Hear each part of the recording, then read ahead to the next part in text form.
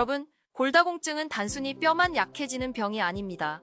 뼈가 약해지면 그 속에 있는 골수까지 함께 약해지고 피 부족 현상이 생깁니다. 그래서 우리는 골다공증을 단순한 뼈의 문제가 아니라 인체 전체의 문제로 이해해야 합니다.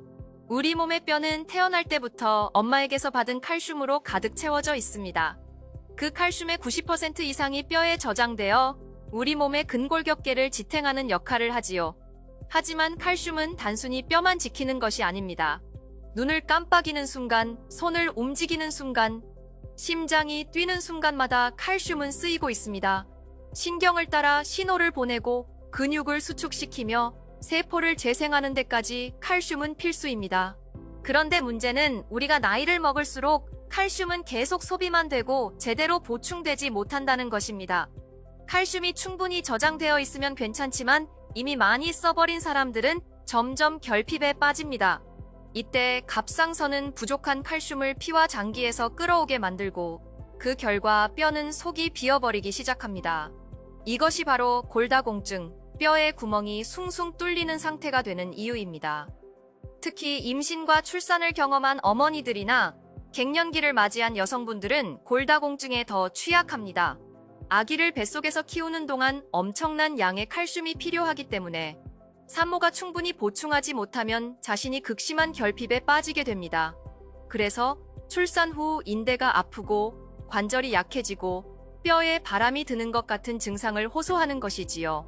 또 갱년기 전후에는 에스트로겐이 줄어들면서 칼슘 흡수율도 떨어집니다. 그 결과 골다공증은 중년 여성에게서 폭발적으로 증가합니다. 여러분, 골다공증은 뼈만의 질병이 아닙니다. 칼슘은 세포 대사와 호르몬 작용에도 필수이기 때문에 부족해지면 정신적인 문제까지 생깁니다. 불안, 우울, 만성 피로, 알레르기, 그리고 전신 염증 반응까지 이어집니다. 뼈가 약해지면 골수도 약해지고 골수가 약해지면 피 부족 현상이 나타납니다. 그러니 골다공증은 반드시 전신 건강 차원에서 다뤄야 하는 무서운 질병입니다. 약물 치료는 한계가 있습니다. 칼슘 정제를 오래 먹으면 오히려 뼈가 잘 부러진다는 보고가 있습니다. 비타민 주사나 정맥 주사 또한 혈관이나 장기에 석회가 끼는 부작용이 보고되고 있습니다. 비스포스포네이트 같은 약물은 위장을 해치고 턱뼈 괴사라는 무서운 부작용을 남기기도 합니다. 주사 치료 역시 투여를 중단하면 뼈 괴사가 발생했다는 보고가 있습니다. 결국 약물은 일시적으로 증상을 완화할 뿐 근본적인 치료법이 되지는 못합니다. 그렇다면 답은 무엇일까요? 우리가 매일 한 숟가락만 먹어도 골다공증 예방에 큰 도움이 되는 음식이 있습니다. 그것은 바로 생참깨입니다. 참깨는 칼슘이 풍부할 뿐만 아니라 인과 비타민 B군도 가득 들어 있습니다. 칼슘과 인은 뼈를 재생시키는데 핵심적인 역할을 합니다. 하지만 반드시 생으로 먹어야 합니다. 볶으면 칼슘과 비타민이 파괴되고 불포화 지방이 산화되어 몸에 해롭습니다. 그래서 참깨는 절대 볶지 말고 생으로 수저 한 숟가락 떠서 오래 씹어 먹는 것이 가장 좋습니다. 하지만 뼈가 약한 분들은 치아도 약하기 때문에 씹기가 힘들 수 있습니다. 이럴 때는 참깨를 기름으로 짜서 먹으면 좋습니다. 그리고 참깨에만 의존하지 말고 다른 씨앗들과 함께 먹으면 훨씬 더 강력한 효과를 얻을 수 있습니다. 예를 들어 당근을 베이스로 하여 홍화씨, 달맞이꽃씨, 모밀씨, 귀리씨를 함께 섞어 기름을 짜면 뼈 건강에 큰 도움이 됩니다. 이것이 바로 씨앗 식단의 시너지 효과입니다. 여기서 중요한 것은 무엇을 먹느냐만큼 무엇을 피하느냐도 중요하다는 점입니다. 골다공증을 악화시키는 최악의 음식들이 있습니다. 바로 탄산음료, 가공음료, 단 음식, 튀김, 커피입니다. 이것들은 모두 칼슘을 몸 밖으로 배출시켜 뼈를 약하게 만듭니다. 특히 단 음식을 자꾸 당기는 것은 칼슘 부족의 신호일 수 있습니다.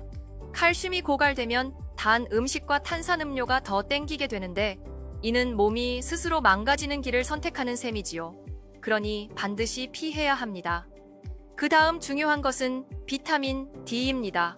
비타민 D는 음식으로도 얻을 수 있지만 가장 좋은 방법은 햇빛을 쬐는 것입니다.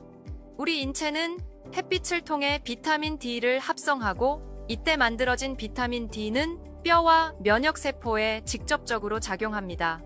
연구에 따르면 햇빛을 꾸준히 쬐는 환자는 회복 속도가 훨씬 빠르며 암 환자의 생존율까지 높아진다고 합니다. 그러니 골다공증 환자는 하루 2~3시간 정도 햇볕을 쬐는 것이 좋습니다. 겨울철에는 창가 햇빛이라도 활용해야 합니다. 운동은 어떨까요? 골다공증 환자에게 가장 좋은 운동은 걷기입니다. 걷기는 뼈와 관절에 가볍게 충격을 주어 뼈를 단단하게 만들도록 자극합니다. 근력 운동처럼 무리하지 않아도 되고 꾸준히만 하면 됩니다.